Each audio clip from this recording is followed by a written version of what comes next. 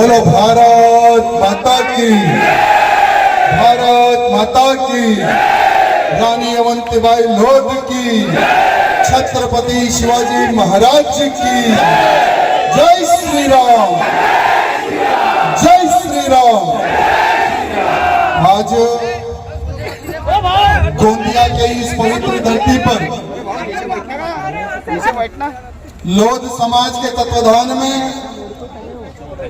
एक बहुत ही सुंदर कार्यक्रम का आयोजन पिछले कई वर्षों से किया जा रहा है। आज इस युवा युवती सम्मेलन में और लोधी महोत्सव में जितने भी लोधी समाज के भाई बंधु, हमारी मातृशक्ति और मंच पर उपस्थित हमारे विधायक राजकुमार जी भाई और कोमल जी पूर्व मंत्री, शेर सिंह नागपुरे विधायक जो पूर्व विधायक हैं, साथ ही साथ ईशुलाल जी, साथ ही साथ हमारे अनंतलाल जी, सुनील नीलहारे जी और हमारे अध्यक्ष तो हमारे सुनील भाई थे, सचिव निरंजन सिंह नागपुरे जी, कोषाध्यक्ष अरविंद उपाध्यक्ष जी और सदस्य हमारे नंदकिशोर बीरंग पवार जी, अनिल नागपुरे जी, सुरेश लीलारे जी। और इस आयोजन को सफल करने के लिए नवयुवक लोधी मिलन समारोह समिति गोंदिया, साथ ही साथ लोधी समाज सेवा समिति अमंगल, लोधी शक्ति संगठन अमंगल, आलोक लोधी कर्मचारी संघ गोंदिया भंडारा जिला और लोधी युवक जितने भी समारोह को सफल करने के लिए आए हैं, मैं आप सबको हृदय से धन्यवाद प्रकट करता हूं। अगर किसी का नाम ना ले सके तो नाराज भी नहीं होना, क्योंकि ये हमारा परिवार है। यहाँ मैं पहली बार आया हूं आपके इस गोंदिया में। जब हमारे सुनील जी और उनकी पूरी टीम भाग्यनगर आई थी तो मैंने उनको पूछा था कि भाई कितनी है समाज, तो उन्होंने कहा कि भैया जिला में तो 1.25 लाख है, लेकिन गोंदिया में 40,000 है। तो मैं बहुत खुश हुआ, बोला चलो पहली बार वो 1.25 लाख लोधियों से मैं मिलूंगा या 40,000 लोधियों से मैं मिलूंगा। मैंने कहा कि मैं चाहे कुछ भी हो जाए आऊंगा, क्योंकि अभी इंडिगो के फ्लाइट्स भी कैंसिल हो रहे थे। तो हमने हमारे भैया जी ने कहा कि भैया आप कैसे भी करके आना है, तो हमने ऑलरेडी बाई रोड आने की योजना बनाई थी, लेकिन हमारी खुशनसीबी है कि इंडिगो जरा रास्ते पे आ गया, इसलिए फ्लाइट भी चलने लगी, तो फ्लाइट पे बैठकर आ गए। लेकिन मैंने सोचा था कि 40,000 लोधियों से मैं मिलूंगा, जो कि सिर्फ गोंदिया की विधानसभा में है। लेकिन मैं समझता हूं यहाँ पर जितने भी लोधी मेरी शक्ति है, यहाँ पर जितने भी जो मेरे लोधी नौजवान हमारे बुजुर्ग हैं, ये जिंदा लोधी है, ये जिंदा लोधी है। और इनमें धर्म के प्रति, देश के प्रति, समाज के प्रति भावना है, इसलिए यहाँ पर कई घंटों से बैठे हुए हैं। मैं आज उन जिंदा मेरी बहनों से मिल रहा हूं जो ये भावना लेकर आई है कि ये कार्यक्रम मेरी समाज का है और मैं मेरे कार्यक्रम को सफल करने के लिए भले ही मुझे भोजन ना मिले, भले ही धूप लगे, भले ही पंखे की हवा ना मिले, लेकिन मैं बैठूंगी 4-5 घंटे। ये भावना रखकर हमारी बहन आई है, उन सभी को मैं प्रणाम करता हूं, हमारी माताओं के चरणों को धन्यवाद प्रकट करता हूं, सबको बार बार प्रणाम करता हूं। मेरे मित्रों, जो हमारी लोधी समाज है ना, वो एक समय पहले इतिहास लिखी समाज है। हमारे समाज में राजा हृदयेशा लोधी जी पैदा हुए। हमारी समाज में राजा रतन सिंह जी लोधी पैदा हुए। हमारी समाज में रानी यमुनाबाई लोधी जी पैदा हुई। हमारी समाज में गुलाब सिंह जी पैदा हुए और हमारी समाज में ब्रह्मानंद जी पैदा हुए, जो कि शिक्षा के प्रति उन्होंने कार्य किया। और हमारे ही समाज में उमा दीदी, जो कि मंत्री रही, केंद्र की मुख्यमंत्री रही। और हमारी समाज में एक ऐसे लोहे पुरुष ने भी जन्म लिया जो डंके की चोट पे कहा था कि ये साले बाबर का ढांचा हमने ही गिराया था। ऐसे हमारे कल्याण सिंह बाबू सिंह जी भी हमारे समाज में पैदा हुए। मेरे मित्रों, वो समाज से हम लोग हैं, वो समाज से हम लोग हैं। और मेरे मित्रों, आपके इस गोंदिया में, गोंदिया का तो एक बहुत ही सुंदर इतिहास हमारे भाईजनों ने बताया है। आपके इस गोंदिया में यशवंत राव जी, इंद्रराज सिंह जी, कुंवर लाल सिंह जी, इनके पास में 380 से अधिक जागीरदारी प्राप्त थे मेरे मित्र, इनके पास में। और इन्हीं के पास में लगभग, जैसे इतिहास ये लोग बता रहे थे तो मुझे बहुत गर्व हो रहा था कि अन्य समाज को हमने 2000 एकड़ जमीन दान दी है। वो समाज है यहाँ पर। अरे वो हम ही थे 1948 में एयरपोर्ट के लिए लगभग कितने हजार एकड़ जमीन दी भैया? कितने? वो एयरपोर्ट जो गोंदिया में बना हुआ है, वो भी जो जमीन है उस समाज की ही दी हुई है। लेकिन दुर्भाग्य, वहां पर हमारी समाज के जो राजागण थे उनका नाम लिखने के लिए आज तक किसी ने विचार नहीं किया। समाज संघर्ष कर रही है। देखिए, समाज नाम का भूखा है। किसका भूखा है? समाज नाम का भूखा है हमारा समाज।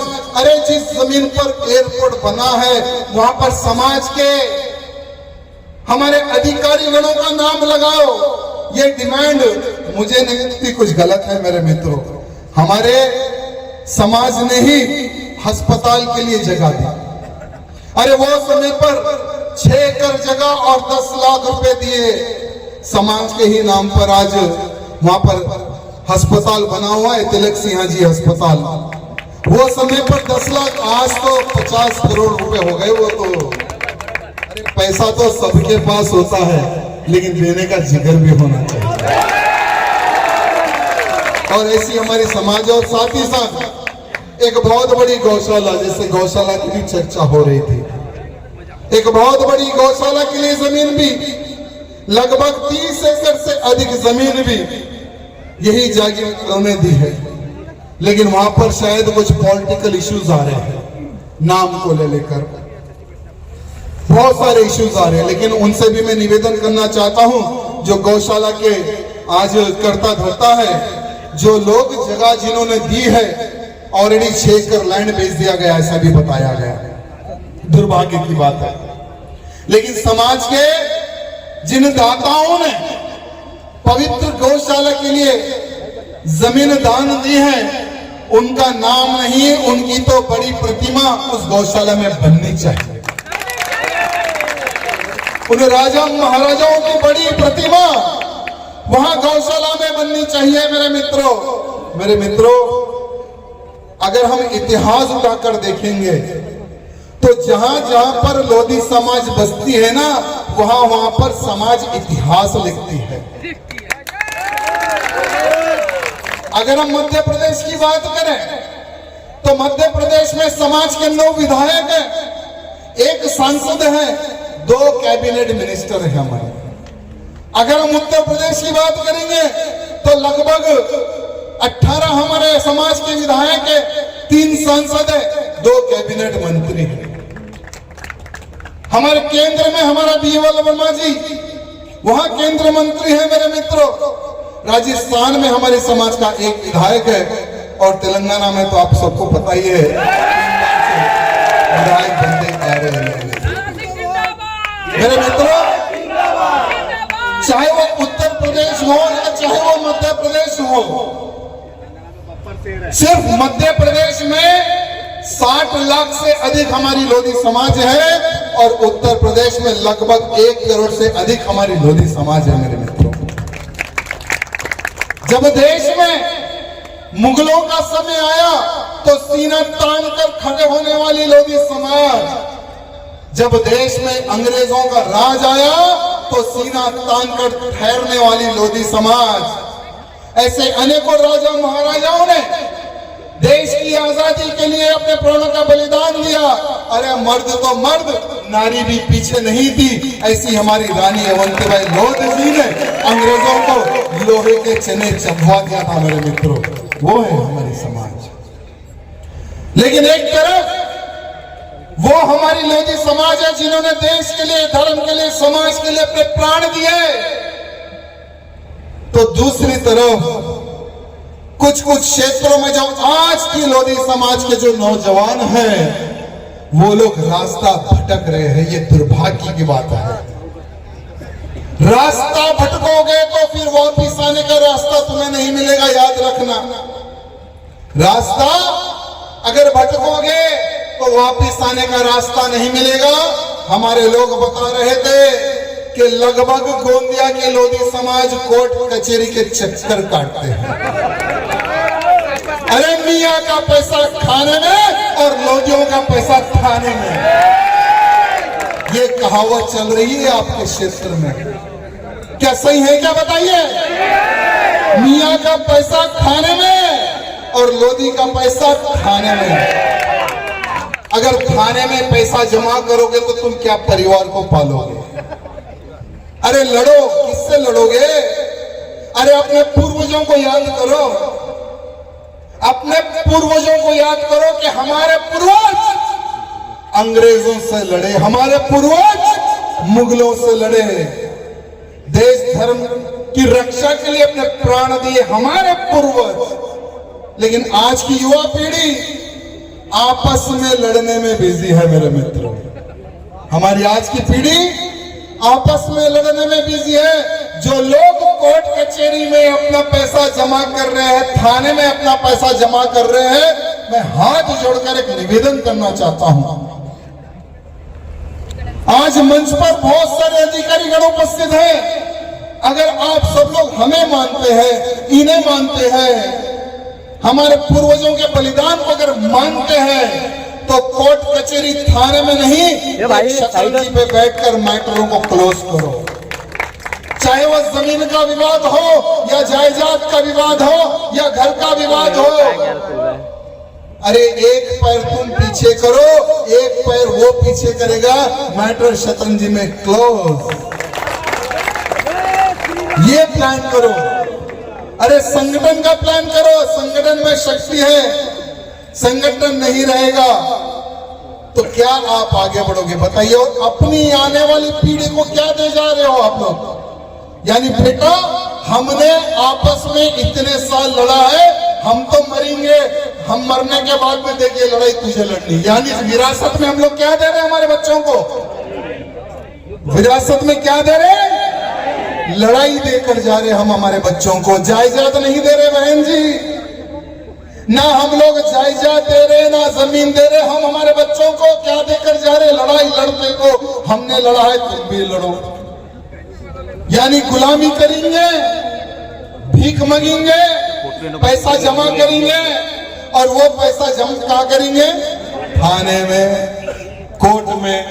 तो निवेदन है, लड़ाई झगड़ा माफ करो, समाज को संगठित करने के लिए विचार करो।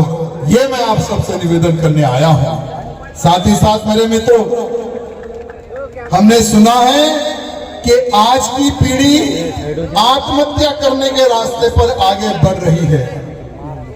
आज की पीढ़ी आत्महत्या करने के रास्ते पर बढ़ रही है। कितने लोग यहाँ पर आत्महत्या करना चाहते हैं? हाथ उठाओ। एक भी नहीं? चलो, सच्चे मन से हाथ उठाना। अब तो पक्का सच्चे मन से मन है ना? कितने लोग समाज के शराब का सेवन करते, हाथ उठाओ। ये मर्द का बच्चा है, ये मर्द का बच्चा है। यानी हाँ क्या गब्बर तुम ना? वेरी गुड, फुल बॉटल देंगे गिफ्ट। मेरे मित्रों, इनकी उम्र क्या होगी? उम्र कितनी है? अरे उम्र तेरी पूछ रहा हूं, कितने साल का है? 36। वाह, सोचो मेरे मित्रों, देश को आगे ले जाने वाला नौजवान आज ये कह रहा है गर्व से कि मैं शराब पीता हूं और मेरी उम्र 36 साल है। अगर आज ये व्यक्ति नहीं सुधरेगा तो 45 साल में राम राम क्या देकर जाएगा भाई तेरे परिवार को? क्या देकर जाएगा तेरी परिवार को? सिर्फ दुख के अलावा कुछ नहीं दे जाएगा तू। सिर्फ दुख के अलावा तू तेरे परिवार को कुछ नहीं दे जाएगा।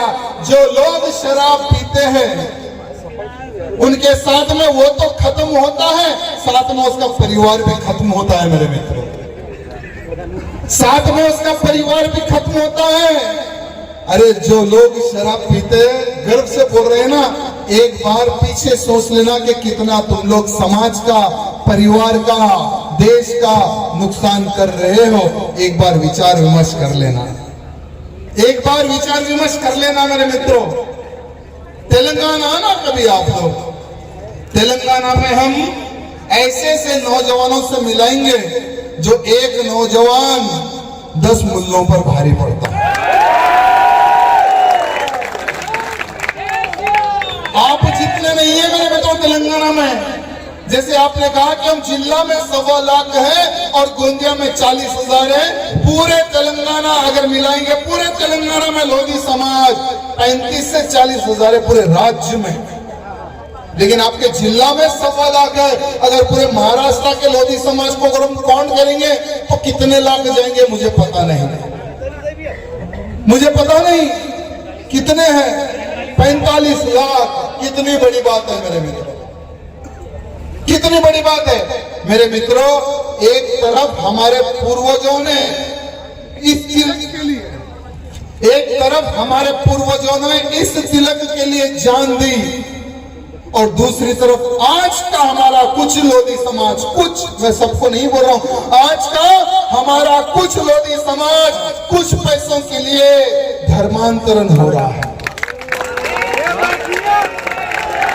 अपना धर्म छोड़कर ईसाई धर्म अपना रहा, ये कितनी शर्म की बात है मेरे मित्रों। जब कश्मीर में हिंदुओं को मारा जा रहा था, जब कश्मीर में हिंदुओं को काटा जा रहा था, तो वहां का हिंदू बाबा तेग बहादुर सिंह जी के घर चले गए। बाबा तेग बहादुर सिंह जी के घर चले गए और बाबा जी को कहा कि बाबा जी हमारी रक्षा कीजिए, मुगल तलवार की नोक पर हम हिंदुओं का धर्मांतरण कर रहे हैं। तो बाबा जी ने कहा कि तुम्हारी रक्षा के लिए मैं आगे आऊंगा। औरंगजेब को एक पत्र लिखा बाबा जी ने कि तेरे में अगर दम है तो मेरा धर्म बदल के बता।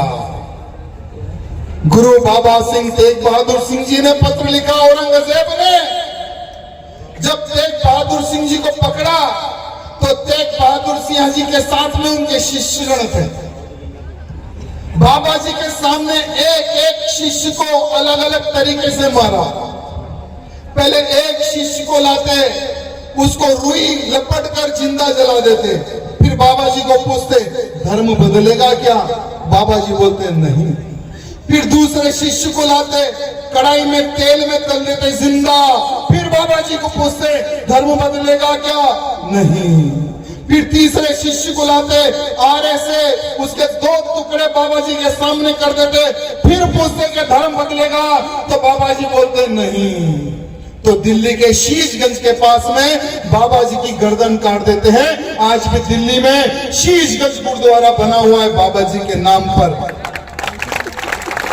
अरे लोग अपना बलिदान दे दिए लेकिन धर्म नहीं छोड़े।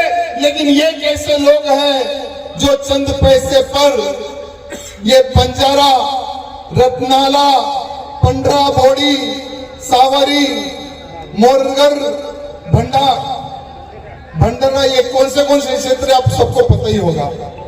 इन गांवों के कुछ हमारे समाज के लोग अपना धर्म बदल रहे। कितनी शर्म की बात है। मैं इस मंच में जितने भी हमारे अधिकारी गण हैं, हमारी मातृशक्ति है, एक आप लोग उन सबको एक संदेश आप लोग दीजिए।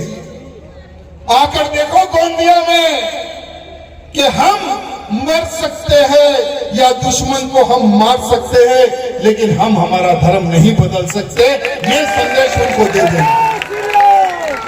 अरे भाई, हिंदू धर्म में पैदा होना ही बहुत बड़ी बात है, और हिंदू धर्म में पैदा होने के बाद में लोधी बनना उससे भी बड़ी बात है।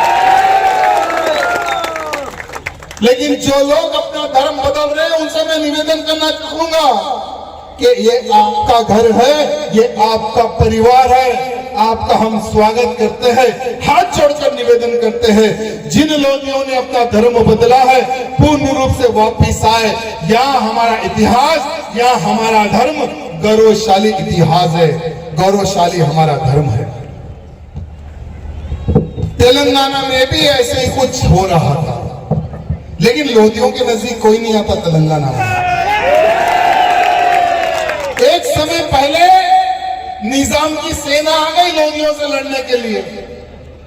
एक समय पहले तेलंगाना में जहां दुलपेट क्षेत्र है वहां पर निजाम ने सेना भेज दी कि जाओ लोधियों पर हमला करो। जितनी सेना दुलपेट लोधी समाज में घुसी एक भी जिंदा नहीं गई, सबको मार दिया। फिर निजाम ने दूसरी सेना को भेजी, उनको भी हमारे मार दिया। अरे वो समय पर कुछ पुरुष भी लड़े और वो समय पर हमारी तेलंगाना की लोधी समाज की महिलाएं भी लड़े। फिर हमारे लोधी समाज ने सोचा, अरे ये मुल्ले तोप और बंदूक लेकर आ रहे, इनका खजाना कहाँ रखे लोग, तोप और बंदूक। रातों रात गए, तोप भी उठाकर ला लिए, बंदूक भी उठाकर ला लिए। और फिर वो जब मुगल की सेना आती थी, निजाम की सेना आती थी, उन्हीं के हथियार से उन पर हमला करते थे।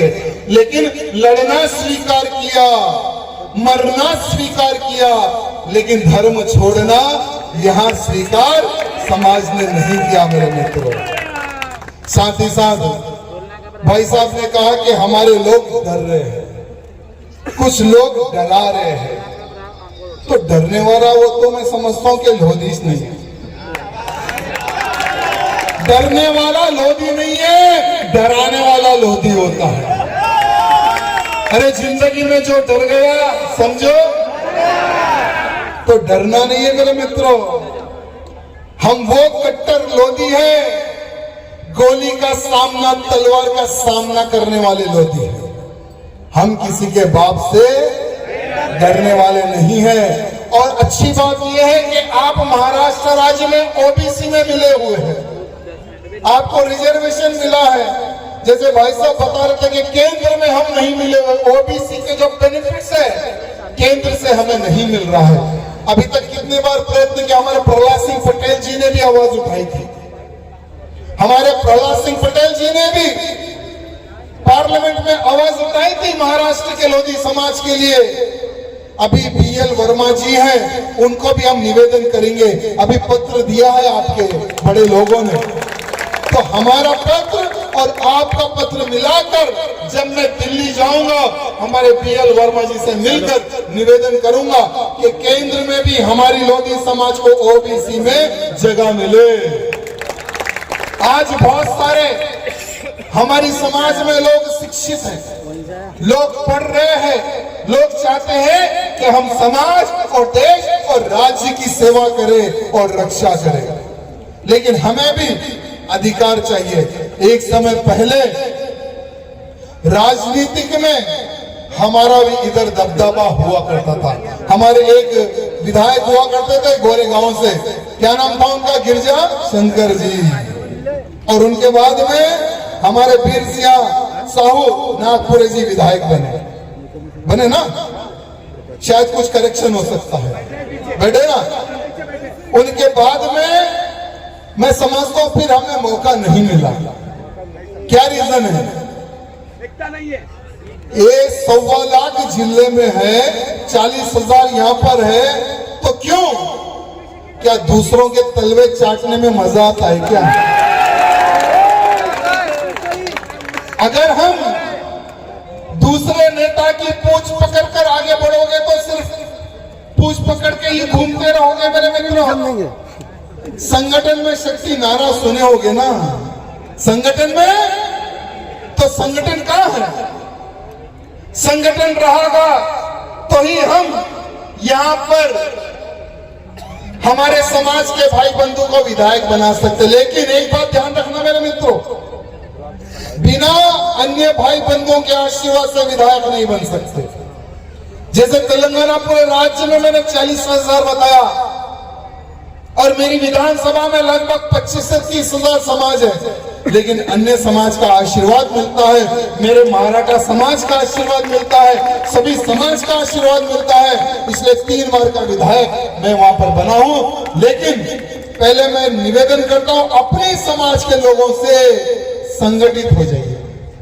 अगर राजनीति दृष्टि से अगर देखेंगे तो गुलामी में मजा नहीं है मेरे मित्रों, राज करने के लिए विचार करो। और राज हम जब भी कर सकते हैं जब ये 40,000 वो 1.25 लाख एक होकर कि ये हमारा समाज का भाई बंधु है, इसको जो पार्टी टिकट देगी उसको हम जिता कर लाएंगे। ये नारा बुलंद करो, जो पार्टी टिकट देगी उसको हम जिता कर लाएंगे, ये नारा बुलंद करो। तभी हम फिर से एक बार हमारे क्षेत्र में हम विधायक बना सकते हैं मेरे मित्रों। साथ ही साथ मेरे मित्रों, आज समाज की तो बातें बहुत अच्छे से हुई है। नौजवानों से भी मैं निवेदन करना चाहता हूं, आज नहीं तो कल हम ये जितने मंच पर जो बूढ़े लोग बैठे हैं ना, मरना है उन सबको मरना है। हमारे बाद कौन? आपको ही आना है इस मंच पर। हमारे बाद आप नौजवानों को ही इस मंच पर आकर समाज की देखभाल कमान को संभालना है। तो अभी से प्रैक्टिस करो, अभी से बोलना सीखो, अभी से प्यार बांटना सीखो। जितना समाज में प्यार बांटोगे ना उतनी इज्जत मिलेगी। अगर मैं ऐसा कहूंगा कि मैं पीने वाला हूं तो आपको कोई इज्जत नहीं देगा। इज्जत अगर प्राप्त करना है तो लोग देखे कि ये देखिए हमारे समाज का लड़का जो अच्छा बोलता है, जो अच्छा दिखता है, सब में प्यार बांटता है। समाज में छोड़ो, अन्य समाज के लोग भी इसकी तारीफ करते हैं। ये समाज के साथ साथ में हिंदुत्व की बात करता है, हर समाज को लेकर चलने की बात करता है। ऐसे नौजवानों का निर्माण मैं चाहता हूं मेरे मित्रों। अभी आपके सामने एक संगठन ने शस्त्र विद्या का प्रदर्शन किया। क्या संगठन है आपका? शिव शक्ति अखाड़ा द्वारा एक 4 साल का लड़का भी हाथ में लट लेकर घुमा रहा था। मेरे मित्रों, आने वाला समय युद्ध का समय है। आने वाला समय युद्ध का समय है। जो लड़ेगा वही जीवित रहेगा, जो नहीं लड़ेगा या उसका धर्म बदल जाएगा या नहीं तो वो मर जाएगा। ये समय की मांग है। गृह मंत्री अमित शाह जी का एक स्टेटमेंट आपने देखा होगा कि 1950 में हिंदुओं की जनसंख्या कितनी थी और आज हिंदुओं की जनसंख्या कितनी है, ये अमित शाह जी ने भरे मंच के सामने कहा। भले ही बहुत सारे लोगों ने उंगली उठाई, लेकिन जो लोग समझदार थे वो लोग समझ चुके हैं। लेकिन हमारा भी कर्तव्य है सबको उनके एंगल को समझाना। वो समय पर सिर्फ 9% थी और आज मुसलमानों की संख्या 35% हो चुकी है। कितने परसेंट? 35%। और हर 20 साल के सर्वे में 3% हिंदुओं की संख्या कम हो रही है। हर 20 साल के सर्वे में हिंदुओं की 3%, 4% संख्या कम हो रही है और जिहादियों की 4-4, 5-5% संख्या बढ़ रही है। मेरे मित्रों, जहां जहां पर इनकी संख्या बढ़ी है ना, वहां वहां पर इस्लामिक राज की स्थापना हुई है। ये इतिहास है, ये इतिहास है। भारत में जनसंख्या बढ़ी, अलग हुआ पाकिस्तान। भारत में जनसंख्या बढ़ी, अलग हुआ बांग्लादेश। अब बंगाल की परिस्थिति तो आप सब जानते हैं, उसके बारे में अभी शुरू करने वाला हूं मैं। अभी भारत में सोचो, जिस दिन 50-50 आ जाएंगे तो उस दिन फिर एक अलग देश की डिमांड ये लोग करेंगे, फिर गजवा हिंद करेंगे, फिर 1946 में डायरेक्ट एक्शन डे करेंगे। तो सोचो तुम हिंदुओं का क्या होगा। लड़ना कितने लोग जानते हैं? यहां पर कितने लोग जानते हैं लड़ना? यहां पर कितने लोगों के पास हथियार है? बताइए मेरे मित्रों।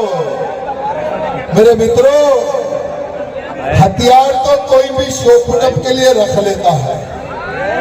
हथियार तो कोई भी शो पुटअप के लिए रख लेता है, लेकिन हथियार चलाने वाला जिगर कहां से लाओगे? अरे हथियार चलाने वाला जिगर कहां से लाओगे?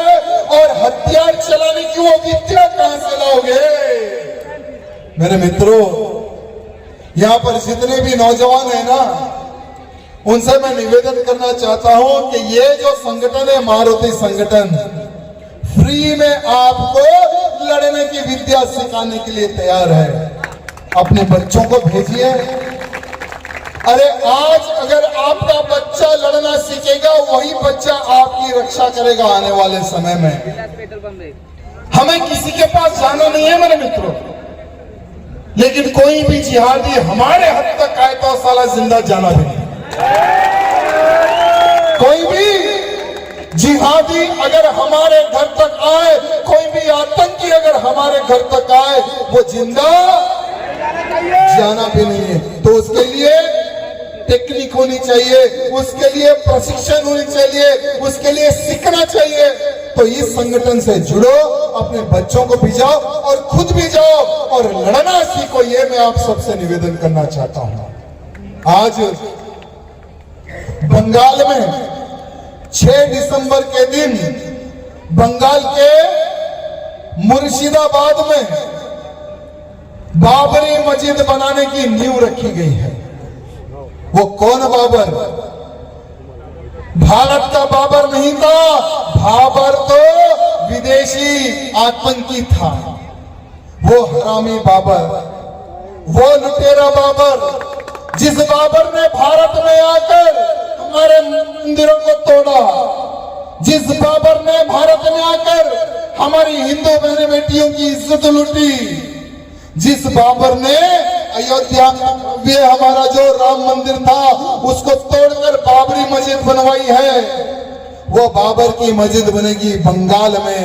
वो बंगाल जहां पर भक्त पैदा होते थे, वो बंगाल जहां पर धर्म की रक्षा करने वाले पैदा होते थे, वो बंगाल में बनेगी बाबरी मस्जिद।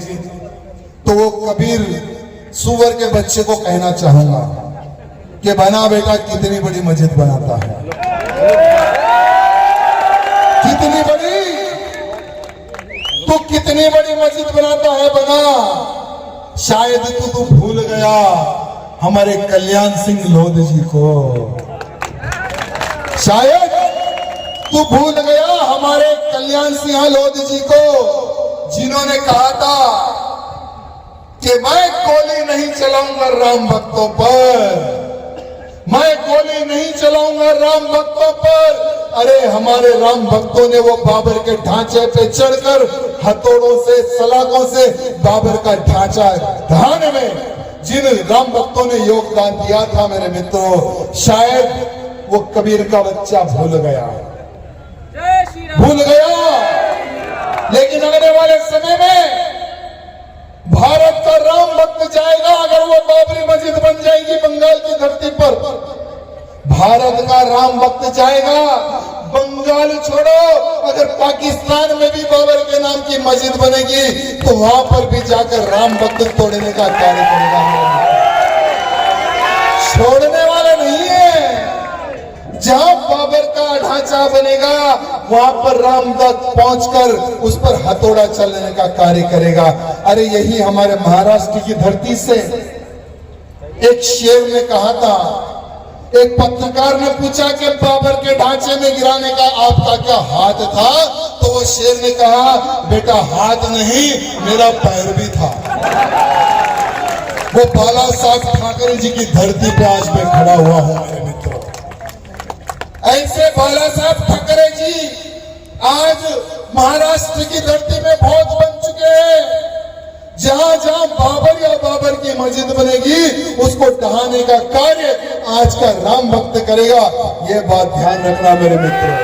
साथ ही साथ मेरी बहनें सब लोग सुन रही है मेरी बात? कितने लोग, मेरी आवाज कहां तक आ रही है? आ रही है पक्का? अभी मैं आपके लिए कुछ कहने आया हूं। अगर आपकी तबीयत खराब होती है, आपकी भी, अगर आपकी तबीयत खराब होती है या हमारे घर में कोई बीमार होता है या हमारी बेटी हो या बहू हो अगर प्रेग्नेंट होती है, अगर हमें कोई हॉस्पिटल अगर ले जाना है, हॉस्पिटल में अगर चेकअप करवाना है तो कृपया करके हॉस्पिटल में जाने से पहले डॉक्टर कौन है एक बार देख लेना। हॉस्पिटल में जाने से पहले डॉक्टर कौन है नाम देख लेना। अगर वो डॉक्टर का नाम मोहम्मद है तो तुरंत वापस चले जाना, क्योंकि दिल्ली में बम धमाके हुए, निर्दोष लोग मारे गए जिनका कोई कसूर नहीं। ऐसे निर्दोष लोग दिल्ली के बम धमाके में मर गए। बम धमाका करने वाला कौन? एक डॉक्टर। पहले लोग कहते थे कि अरे ये व्यक्ति आतंकी बना है, ये अनपढ़ है, इसको पता नहीं, ये आतंकी बन गया। लेकिन आज व्हाइट कॉलर आतंकियों को हम लोग देख रहे हैं। डॉक्टर भी पढ़ता है, बड़ी बड़ी पढ़ाई, यानी एक डॉक्टर पढ़ने के लिए करोड़ों रुपए का खर्च होता है। बड़ी बड़ी उसको डिग्री लेनी पड़ती है, तब जाकर वो व्यक्ति डॉक्टर बनता है। लेकिन डॉक्टरी किताबों के साथ साथ में कुछ ये डॉक्टर हरी किताबें भी पढ़ना स्टार्ट कर दिए। और जो डॉक्टर हरी किताब पढ़ता है वो आतंकी बनता है। जो डॉक्टर हरी किताब पढ़ता है वो आतंकी ही बनता है। इसलिए मैं देश के उन तमाम लोगों से कहना चाहूंगा जो गजवा हिंद की सोच लेकर तुम बेटा चल रहे हो ना, हरी किताब पढ़ना छोड़ दो, नहीं तो तुम्हारा नामो निशान मिट जाएगा। एक समय पहले भारत में प्रधानमंत्री जो होता था वो रिमोट कंट्रोल पर चलने वाला प्रधानमंत्री होता था। आज का प्रधानमंत्री जब पाकिस्तान से धमाका होता था मिसाइल द्वारा, बम द्वारा, आज का प्रधानमंत्री लाउड लेटर नहीं भेजता, डायरेक्ट मिसाइल भेजने वाला प्रधानमंत्री। आज का प्रधानमंत्री लाउड लेटर नहीं भेजता है, डायरेक्ट मिसाइल भेज देता है। लो बेटा, एक बम फोड़ोगे तो हम 10 फोड़ेंगे। आज के प्रधानमंत्री की मेंटालिटी वो है, पागल प्रधानमंत्री है अपने, और गृह मंत्री तो उनसे बड़े पागल जो दिखते नहीं है। लेकिन जो लोग गजवा हिंद की जो सोच रखकर जो पैदा हो रहे ना, उनकी पुश्ते तक साफ कर देते हैं। ऐसे हमारे प्रधानमंत्री जी और ऐसे हमारे गृह मंत्री जी हैं मेरे मित्रों। उनसे कभी पंगा नहीं लेना, ये लोगों को कहना चाहूंगा।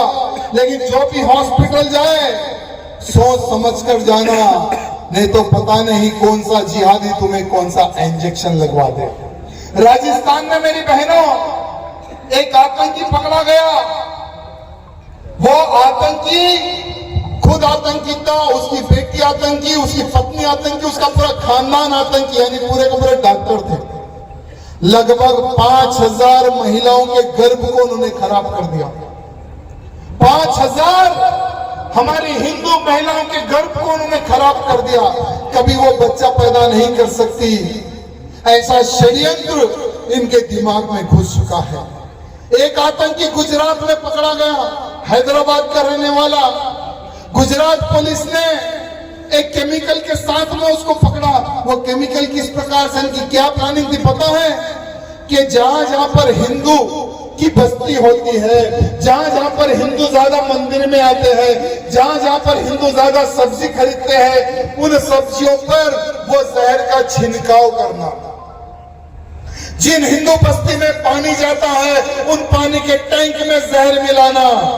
यानी हजारों लाखों की तादाद में एक ही बार में हिंदुओं को मारने का षड्यंत्र किया जा रहा है।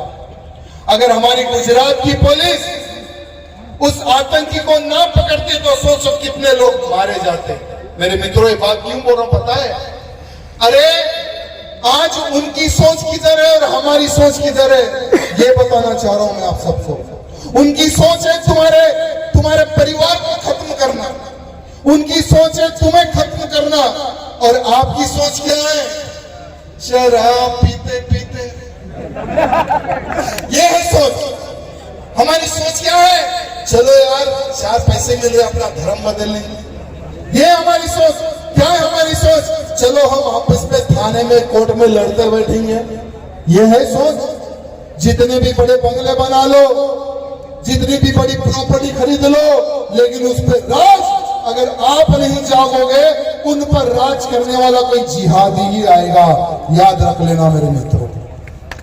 आज हम उत्तर प्रदेश में हमारे योगी जी एक बहुत अच्छा कार्य कर रहे हैं। जो बांग्लादेशी रोहिंग्या जो घुसपैठ कर रहे थे उत्तर प्रदेश में, उन सब पर बुलडोजर चढ़ाने का कार्य हमारे योगी बाबा जी कर रहे हैं। अभी कल ही की बात है, एक मुल्ला ये बोल रहा था कि जो भी बुलडोजर पुलिस वाला लेकर हमारे घर तक आएगा, उसकी गर्दन में काट दूंगा। तन यानी सर तन से जुदा कर देंगे पुलिस को धमकी दिया वो मुल्ला। महाराष्ट्र की पुलिस के बारे में तो मुझे पता है, उत्तर प्रदेश की पुलिस कैसा ठोकती है वो भी मुझे पता है। क्योंकि जैसा ही वो मुल्ला कहा कि अगर हमारे घर तक बुलडोजर आएगा तो सर तन से जुदा कर देंगे, तुरंत मोदी, हमारे योगी जी की पुलिस वो जाती है, उस मुल्ले को इतना ठोकती है, पकड़ के कोर्ट में पेश कर दिए। ठीक है, कोर्ट से तो तू छूट गया, लेकिन उत्तर प्रदेश की पुलिस से तो नहीं छूटने वाला। और भूल गया कि उत्तर प्रदेश में मुल्ला मुलायम सिंह की सरकार नहीं, अखिलेश सिंह की सरकार नहीं, योगी बाबा की सरकार है। वो मुल्ला शायद भूल गया। अरे जितने भी उत्तर प्रदेश में ये लोग जो हमारी पुलिस का सर कलम करने की बात कर रहे हैं ना, जरा सावधान रहना बेटा, क्योंकि एक समय पहले उत्तर प्रदेश की पुलिस के हाथ बंधे हुए थे। चाहे वो अखिलेश की गवर्नमेंट हो या मुलायम की गवर्नमेंट हो, वो समय पर पुलिस के हाथ बंधे हुए थे। जब से योगी बाबा का राज आया है ना, सभी पुलिस के हाथ खोल दिए। पता नहीं कब किस गटर में तेरी लाश मिल जाए, पता नहीं कब किस नाले में या नदी में तेरी लाश मिल जाए। हमारी पुलिस बहुत सरकी हुई है भैया, योगी जी जैसी। इसलिए बोलने से पहले सोच लेना 100 बार। साथ ही साथ अभी मैंने एक न्यूज देख रहा था, आज पूरे पूरा विश्व इन जिहादियों से परेशान है मेरे मित्रों, पूरा विश्व। एक तरफ इटली में ये लोग प्रदर्शन करते हैं, इटली में इनका फिलिस्तीन समर्थन का एक प्रदर्शन था। ये समर्थनकारी 2 गिरजाघर जला देते हैं, दंगा फसाद करते हैं। अभी फिलिस्तीन की सरकार 2 लाख जिहादियों को भगाने का प्लान कर रही है। 2 लाख कि हमारे देश में तुम जिहादियों का कोई काम नहीं, भागो सालो इस देश से हमारे। एक तरफ इटली है तो दूसरी तरफ चाइना है। मैं ओवैसी, जो हमारा बड़ा साला है, तो ओवैसी को कहना चाहूंगा कि भाई तू बाबरी मस्जिद के बारे में बात करता, भारत देश के किसी भी कोने में कुछ भी हो जाए तू बात करता, जय फिलिस्तीन का तू नारा देता। एक बार चाइना चले जाओ भैया, चाइना में तो मुसलमानों के साथ में बहुत अन्याय हो रहा है। चाइना में मस्जिदों को तोड़कर बाथरूम बनाया जा रहा है, चाइना में मस्जिदों को तोड़कर बार बनाए जा रहे हैं, चाइना में बुर्के पे प्रतिबंध है, चाइना में कुरान पढ़ना उस पर भी प्रतिबंध है, चाइना में दाढ़ी रखना वो भी प्रतिबंध है। तो ओवैसी को कहना चाहूंगा, जो बाबरी मस्जिद का ढांचा बनने वाला है बंगाल में, उस कबीर को तू सपोर्ट करता है। एक बार चाइना भी जाकर देख ले, तुझे वहां से किस प्रकार का सपोर्ट मिलता है हम भी देखेंगे।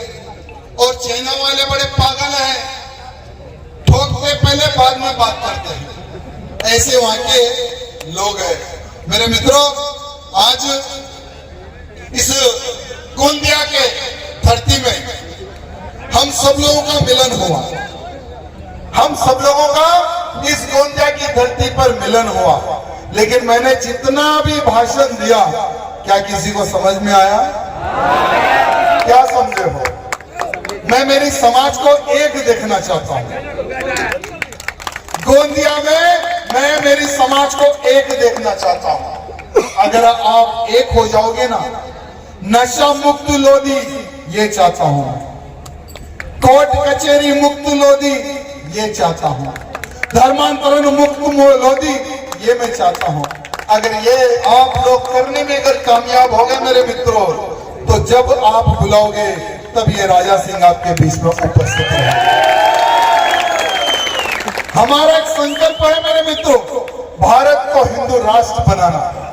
लेकिन भारत तभी हिंदू राष्ट्र बन सकता है जब मेरा लोधी समाज जागेगा। आज मैं जगाने के लिए आया हूं, आप सबको संगठित करने के लिए आया हूं। अब आने वाले समय में यहाँ आपकी जो समिति है वो कितना कार्य करती है, संगठन लाने समिति को भी मैं समिति को भी एक जिम्मेवारी देना चाहता हूं। कहा है हमारे सुनील भाई अध्यक्ष जी, आपकी पूरी टीम,